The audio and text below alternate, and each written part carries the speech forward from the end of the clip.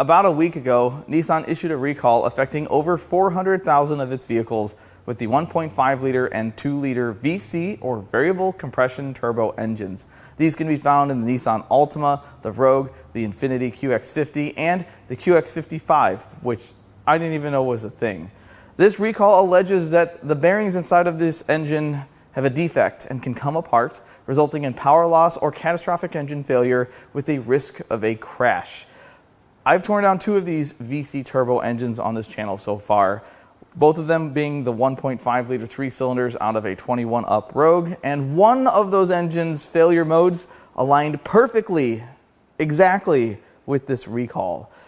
But I've never torn down a 2 liter one, and that's what we're going to do today. We're going to tear down this 2 liter VC turbo engine out of a 2019 QX50 with just 98,000 miles on it, and I am told that it was a running engine and that it is bad. The 2 liter VC turbo engine, also known as the KR20DDET, came out for the 2019 model year in both the Nissan Altima and the Infiniti QX50. This being the first model year of engines, in my experience, those usually have the most problems. They usually get things ironed out as time goes on, unless of course you're General Motors, and then it just gets worse with time. This produces 268 horsepower, 280 pound-feet of torque, which is less than the outgoing V6. It makes less power. However, power may not have been their motivation behind this. It could have been emissions. It could have been fuel economy, which if it was the latter, not so glowing reviews on the internet. And of course, every one of these 2 liter VC turbo engines is paired with a soul-sucking CVT transmission. In the time that this engine was developed, Nissan used, or maybe they still do, the tagline, "Innovation that excites." And there's not a whole lot to be excited about with this engine, especially now that they're all recalled. The first thing I'd like to do is see how the engine feels when it turns over. I know this engine runs, so it should turn all the way over, but I want to know if, wait, Uncle Rodney doesn't live in this engine. It's Cousin Link. Let's see how it feels. I don't hear any bad noises. I don't feel any compression. Very minor compression. So these engines go between 8 to 1 compression at the low side to 14 to 1 on the high side. This could be an 8 to 1 land. This still doesn't feel very, very taut. Before we do the plugs, let's get this intake tube out of the way.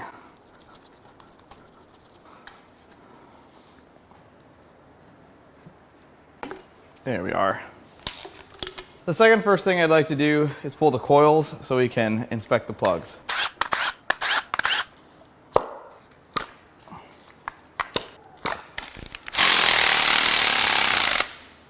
Already? Battery on. I'm happy. I guess I'm gonna have to just use the impact. I don't like doing that on plugs, but here we go. What is going on here? Can I have that back, please? That makes no sense. Looks like it was just a bunch of carbon on the threads.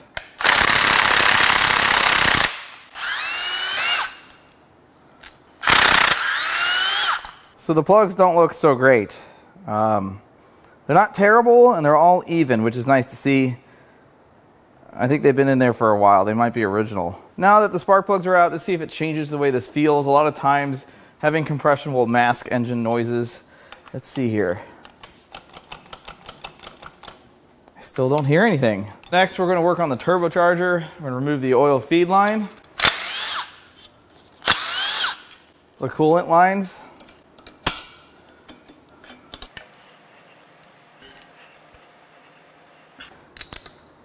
and since the oil return is already gone, let's remove the turbo from the cylinder head. Let's remove the turbo from the cylinder head. What is going on with you? Are all my batteries low? Maybe. The batteries on this aren't low.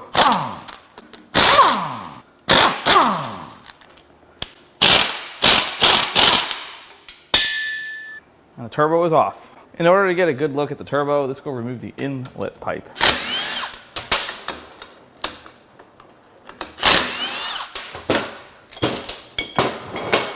Let's see here. Oh, okay. It's got a little bit of lateral shaft play. The wheels don't hit the housing. I think we found the problem. It's upside down though. The impeller wheel looks pretty good. The edges of the fins are a little rough, but that could be dirt and not wear. I bet this is fine. I bet this turbo is just fine. On the exhaust side of the turbo, there's not a ton of play. On the wastegate, everything looks pretty good. The next thing we're going to work on is the intake manifold, and you'll notice that a lot of the hardware on here has a ton of corrosion. This is a vehicle out of the Northeast, out of upstate New York. It was in Massachusetts for a period of time, and they treat the roads with salt there like it's going to cure cancer. And this is pretty normal for a Northeast vehicle. I know some of you that lived in the Southwest have never seen anything like this, but this is pretty normal for something out of that area. In the Midwest, it would usually take twice as long for it to look so bad. So let's get to zipping some bolts out till parts fall off.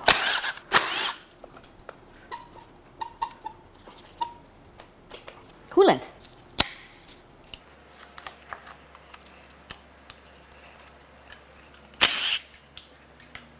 All right, now let's unbolt the intake. Oh, it looks like the dipstick must be removed. It appears to be drained. All right, I think this will come right off. You know, I love to rip on Nissan because they make themselves an easy target, but they do some cool stuff. And one of the things that I really like that they've done with this engine is the fact that it has both port and direct injection. The benefits of direct injection are great, but it comes with a bunch of side effects that pretty much go away completely when you have port injection in addition. This has both. It's really nice to see on something like this. Well, apparently the port injection is not working because that looks atrocious. Look at how destroyed, look how covered in carbon those valves are. That is not a good sign. Next, I'd like to clean up the back of the engine. We're going to start with the vacuum pump.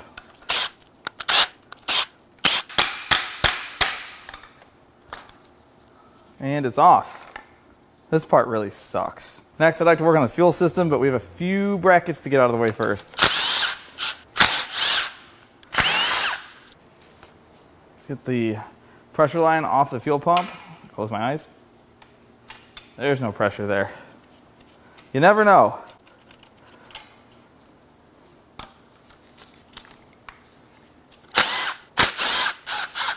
Oh, it appears the line is holding it in place. So let's crack the other side loose. Ooh, that's in a tricky spot. Why did they do this?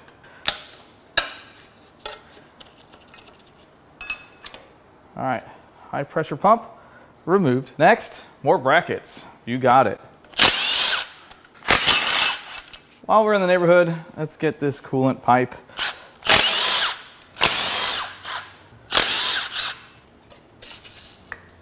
I mean, that's out of the way. Can I take this off, please? It's gonna leak coolant everywhere. No, that's a surprise. Now it is time to peel the valve cover off to see what it looks like beneath it. It's also time to get the right size socket. Oh, blue. Probably not a good place to pry. It's not going to stop me though. Well, it's not terrible so far. So I did a Carfax on this vehicle, which admittedly doesn't always tell you everything that's been done. If you change your oil yourself, it doesn't show up on there. But this thing had routine maintenance. I'm not going to say it was stellar or early, but it did have routine maintenance. And it was mostly serviced at a couple different dealerships in the Northeast. So I don't really see anything jumping out at me. The oil doesn't seem to have a bunch of metal suspended in it, at least not in the top of the engine. Nothing alarming yet. This engine uses electronically controlled and electronically driven variable valve timing on the intake cam and electronically controlled oil pressure driven variable valve timing on the exhaust cam. Now, because it's oil pressure driven, it has a solenoid on it, and these are usually really good at collecting the suspended metal in the oil, if there is any. So we're going to go ahead and pull this out and take a look to see if it's caked or if it's clean.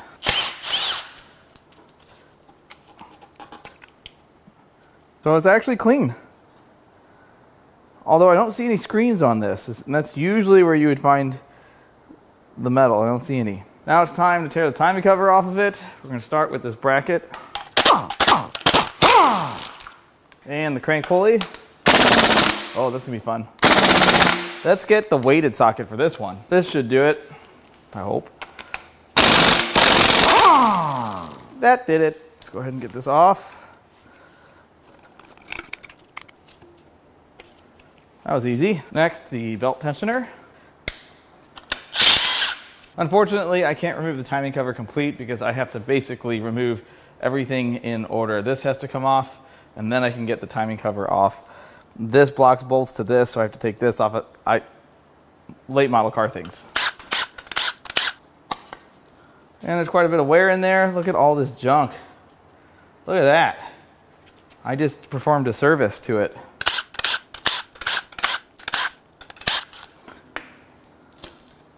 Oh, we're oozing. Engine goo is coming out. It's bleeding.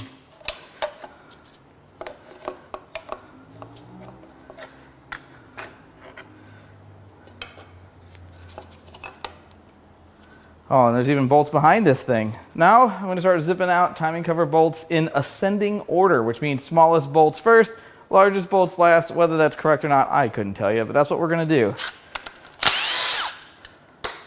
And in the wash. I fully expect this thing to puke everywhere as soon as I get this timing cover off, so I've got the pan underneath it.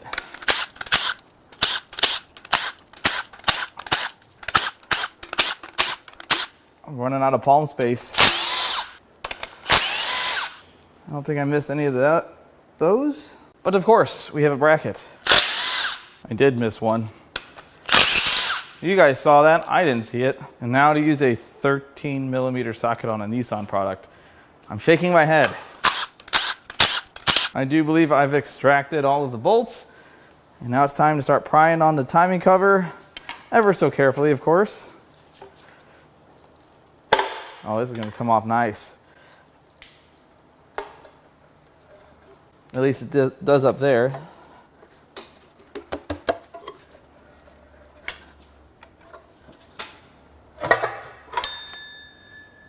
That's the bell that it's done. Unfortunately, it's a little premature. I think we're caught on this dowel over here. There we are.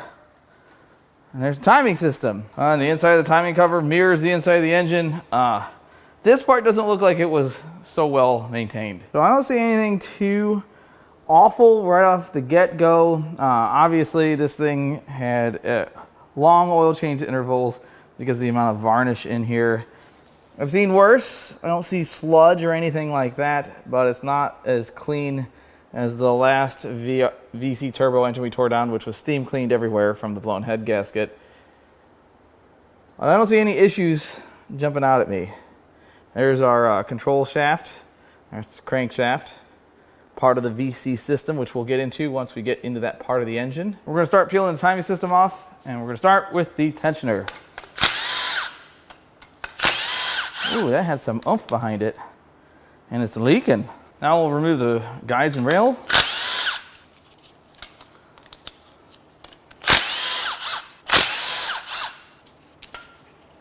Go ahead and carefully remove this beautiful chain if we can. Just want to make sure there's no tension on it. It doesn't appear to be. Nice. And the rails look really nice. I don't see any issues with these. Before we go cramming bolts loose, we've got a few brackets that are just a little in the way. Ooh, that's unhappy. It's fine. Much better. Now there's one interesting thing about this engine that's different than the 3-cylinder variant, and that is that the port injectors, the fact it has them, are bolted to this cam tower, cam plate. I'm not sure what Nissan calls it, but many manufacturers have gone to this design. So I'm going to need to remove the port injection rail bolts, probably the rail with injectors as well. That's what we're going to do next.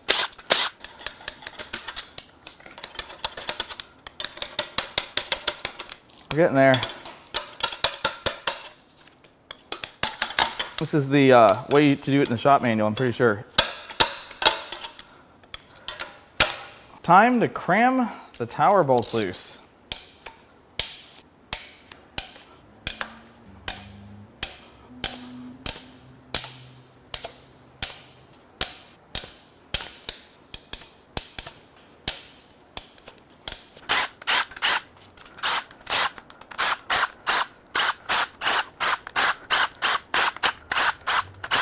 Now hopefully I can get this cracked loose without bolts going flying everywhere, but we'll see. Yeah, it's not so bad. Normally if I'm going to sell a cylinder head, and I'd like to sell it complete. This corner is unhappy. That could have been bad, but it wasn't. All right, we've got the roller lifter for the high pressure pump. Okay, that is loose. And the real question is, can I remove the cams? It's tight. There's the exhaust cam. This should do it. Yeah, that was the least violent way. Oh, but I've run into the same issue with the 3-cylinder. I thought this would be better since it's in an Infiniti and not a Smaltima or Taltima. In order to remove the cam, you have to remove some of the bolts. I'm going to try with 2 of them that hold this here. If these had been countersunk, this would not have been an issue, but since they're not, they are. So then what we do is we rotate this. And the cam comes out. So the cylinder head, the journals in the head look pretty good. I don't see anything jumping out at me.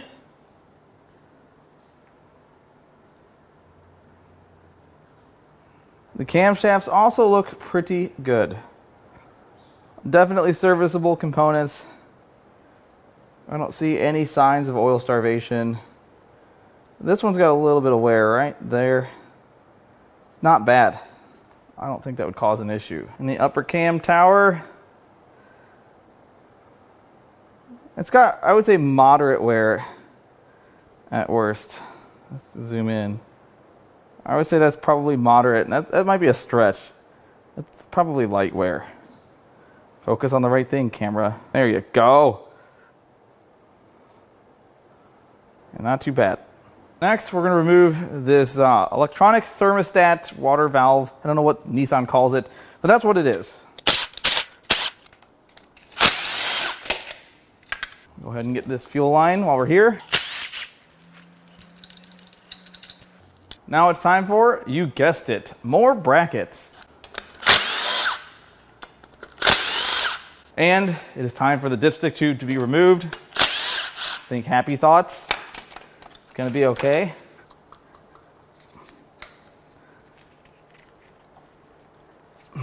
Already? Did I miss a bolt on this? Yes. Much easier when all the bolts are out.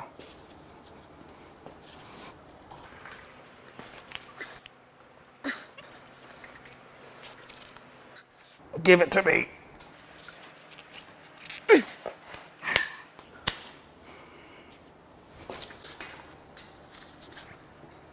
Why am I moving? Come back.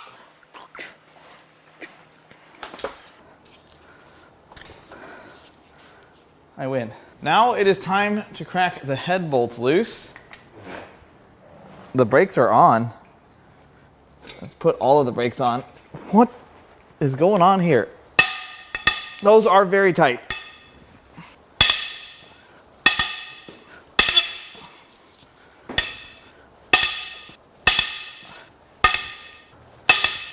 Such violence. And I'm tired now. All right, let's zip these head bolts out.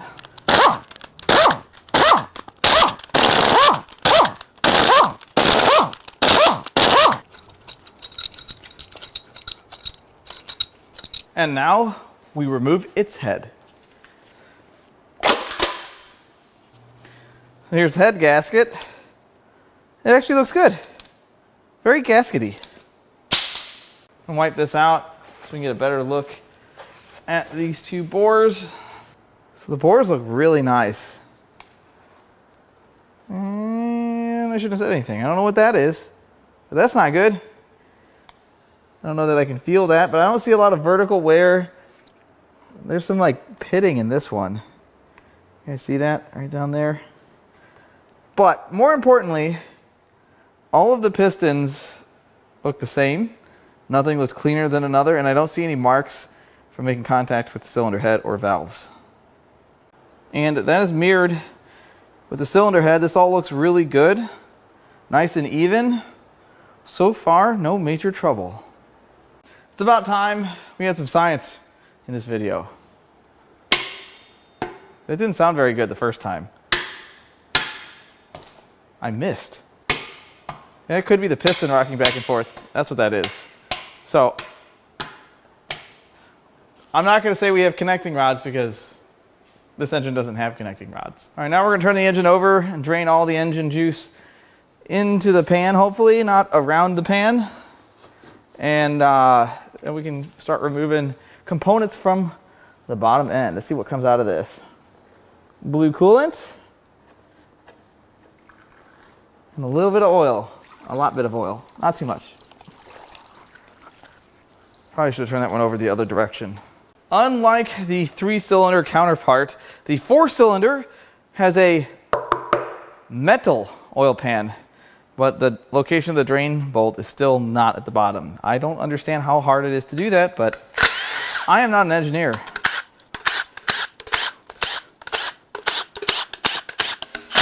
Oh, this has been off before. Someone's been here.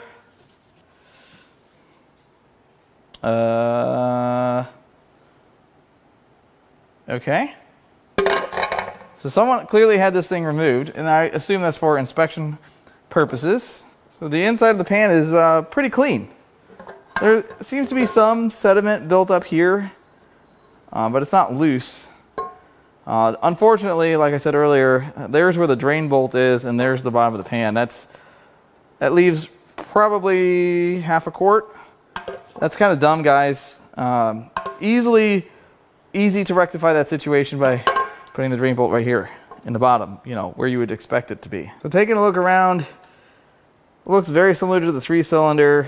I don't see anything too awful, but look inside there. Look at that shiny, hold on. Look at that shiny little sliver of metal in the pan. That doesn't go there. I'm hoping that once we get that off, I can pull that apart, or at least shake all the debris out of it. Which is exactly what we're going to do. So we're going to remove this pickup.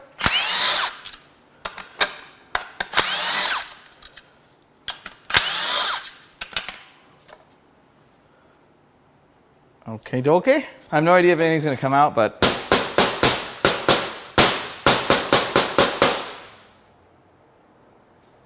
I don't see anything coming out. I could break this open, maybe, but I don't really think this thing is full of junk. But there's clearly a piece of metal in there, so not sure.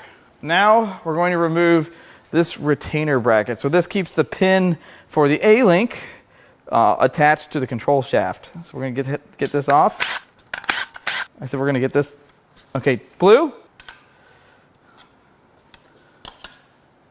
Oh, it has dowels. And like that, we're off. I think this is in the wrong position to remove the pin because this bolt is in the way. In order to get this pin all the way out, I need to remove this 12-point bolt, which is very tight. Now we should be able to slide that over. Perfect. I'm going to just loosely bolt this back together. Next, I'm going to remove the actuator, which is also the oil filter housing. Once I get a 13mm socket, come on Nissan, 13s.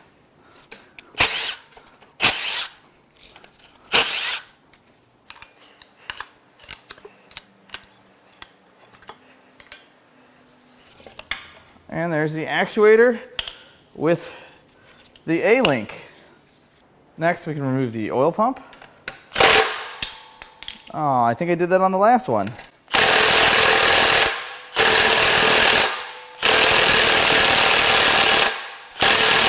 I think I can just...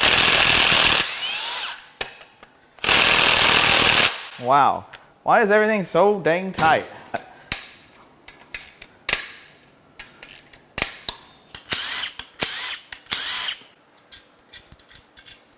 See, can we get it out? I bet it's a lot easier to come out now.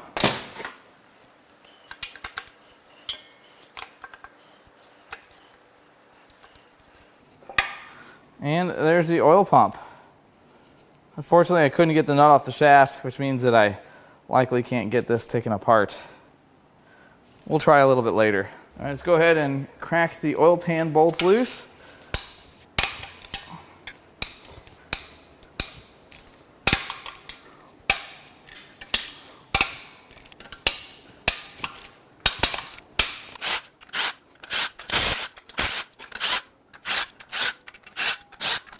All right, let's see if we can pop this up.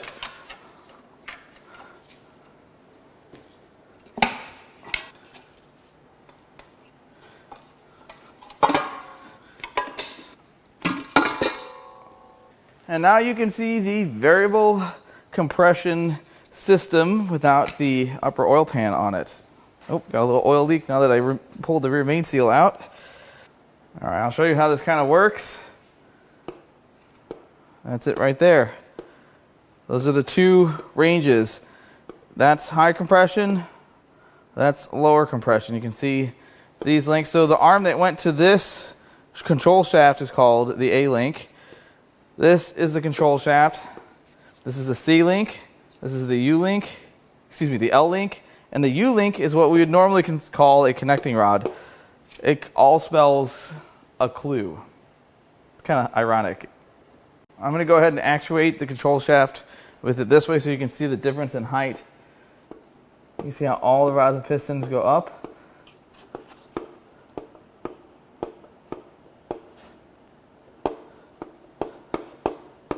That's the difference between 8-to-1 and 14-to-1. Here, let's turn this crankshaft over so that the pistons go to the top of the bore so you can really see the difference. All right, the center two are at the top of their bore. I believe that is in high compression. And that's how much further they drop down in the bore. About 1/4 of an inch. Maybe a little more. That's the difference in compression ratio. The first thing I'm going to do is unbolt all of the C-links from the control shaft. Oh, those are really tight.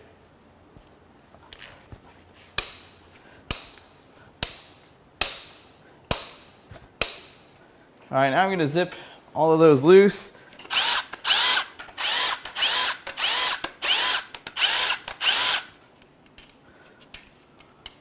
And try to keep these in order here.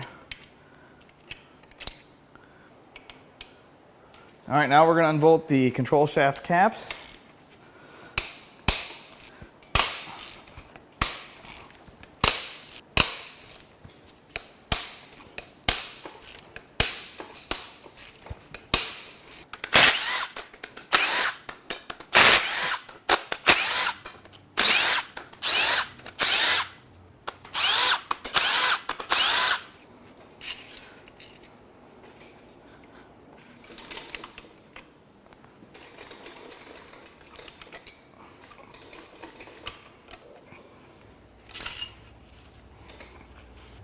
And now we can remove the control shaft. Next, we're going to unbolt the main cap bolts. There's only one left.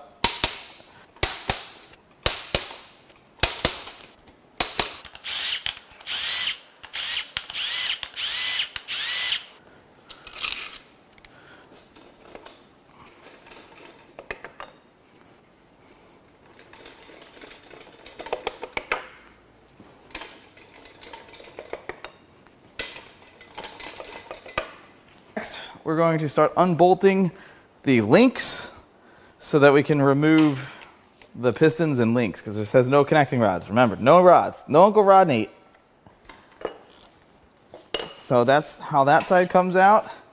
And now I have everything turned so that I can't incidentally or accidentally push the piston outside of the bore, which has jammed me up on the 3-cylinder engines before. The other bolt is right here. I know it's crazy, but that's the way it is.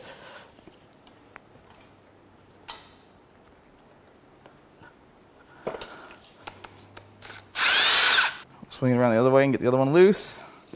I got my hand underneath it so it doesn't go flying.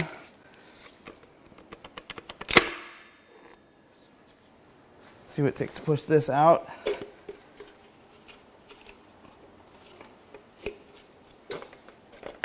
Not very difficult. Oh, don't want to do that and push. Will that come out of the block all the way? No, it won't.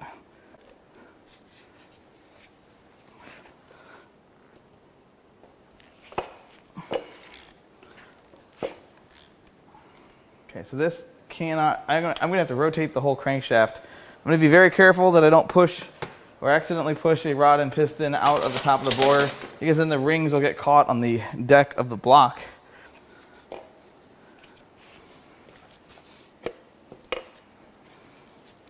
There, see, now I can get to the other one. That's the goal.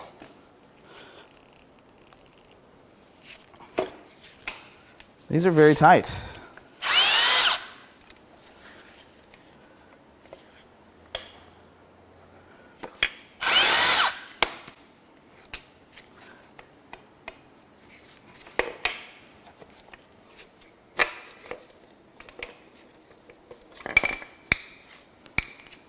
On to cylinder 3.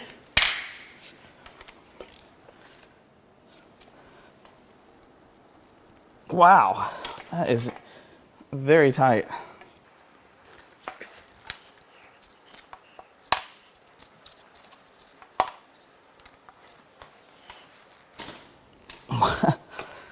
This is either I'm getting weaker or more tired.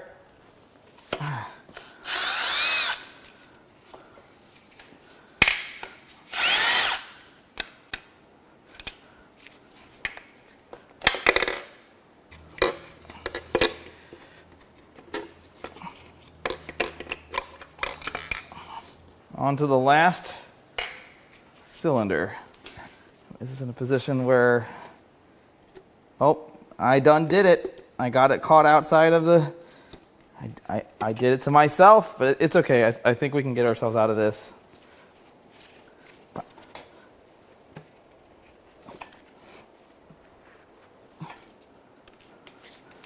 right, that one's loose. All right, I got it all sorted out. It's fine.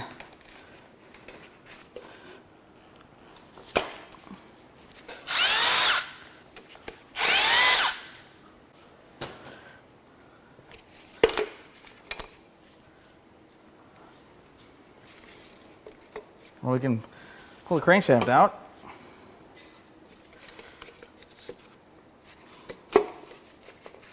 And the final link and piston are out. All right, let's take a look at this mess of parts.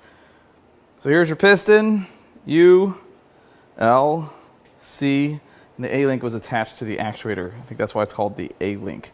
So first we're gonna look at what you would normally call a connecting rod bearing. It's not a connecting rod bearing. And these are really heavily worn. They're through the first layer, almost through that second layer. They don't look good, but they are consistently terrible, if there's anything to be happy about. Now this is the control shaft bearings, and I believe these come looking like this. I don't think this is excess wear. Correct me if I'm wrong, but the control shaft doesn't spin all the way around. It just moves between the two positions, so it doesn't rotate. So you're not really going to see the same amount of wear to those bearings. The pistons, pretty heavy skirt wear. Oil control rings, not really too bad. Pistons have some pretty interesting shapes on them. I haven't seen that before. But I don't see anything too terrible. Like all of this, it just looks like a really high mileage engine. Certainly not something that has, you know, less than 100,000 miles. You would never, if you showed me all these parts, I would guess this is a 200 to 250,000 mile engine, not sub 100,000 miles with dealer maintenance. I don't see any damage to any of these components. This all looks pretty good. Now here's our control shaft. This looks really nice. No issues there. And what's odd is the 3-cylinder variants. I've sold every control shaft from both of the teardowns. I can't imagine someone needing this, but I sold them. Then you've got the rest of the bearings. So these are control shaft main bearings. And these are our crankshaft. It's still called a crankshaft main bearings. These look excellent. These all look really nice. No major damage. The crankshaft, it looks all right. I'm not going to call it perfect. It could definitely use a polish. A couple of these journals, they're actually kind of dirty. See if I can clean these up a little bit. It looks nice, but there are a few grooves. Let's see if I can zoom in on them. There you go. Again, it's not perfect. Not something that I think would make any kind of audible noise or drastically affect the way it runs. But if you're going to install this, you should definitely take it to a machine shop and have them go over it. And as a reminder, I don't take these engines apart for the sake of needing things to do. I sell parts. So if you need any parts out of this thing, or if you want one of these crazy things for your desk, these make incredible conversation pieces because they look so different from every other engine that you can email us. I'll leave our email in the video description. And the bores, there's quite a bit of glazing and wear in these things. I mean, they look pretty good. Like, there's not a lot of vertical damage. Shouldn't have said anything. There's a little bit right there. I still think it's, oh, that one's kind of deep. I still think it's rather serviceable. Again, this just looks like a high mile. Oh, that one looks a little worse. This looks like a high mileage engine. And that concludes our I forgot the water pump. Time to take the water pump off.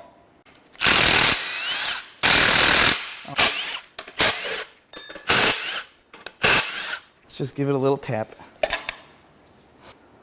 So the water pump looks excellent. Feels nice. No signs of leakage. This is a great condition water pump.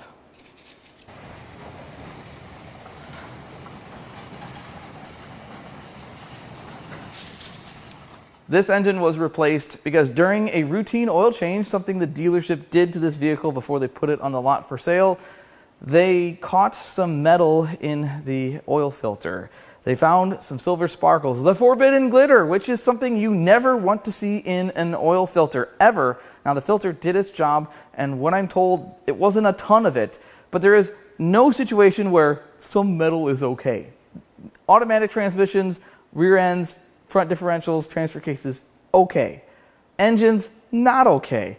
That is just waiting for a disaster to happen, and this is a pretty good dealer. They care about what they sell, so they opted to replace the engine before they burdened the customer with an engine that who knows how long it would last. Now, one thing is for sure, this engine does not appear to have the miles that this vehicle did, but it has excellent maintenance history, has no reason to look as worn out as it actually looks. It's kind of disheartening. I don't think these engines will last the long haul. I know many of them are under recall and these vehicles will get new engines, but are the engines they're installing any better? Now, I've heard that the latest models with the VC turbo engines, get out of your fly. I want to turn into Winnebago Man. I've heard the latest ones don't have this problem, but maybe they're just too new to have this problem. At the same time, I've talked to a lot of dealer techs for Nissan, and a lot of VC turbos come in making all kinds of racket and get replacement engines. This has been going on since apparently these vehicles have been out, which is kind of what I expected. This is a lot of complication for not a huge payoff. It doesn't get amazing fuel economy. It doesn't make amazing power.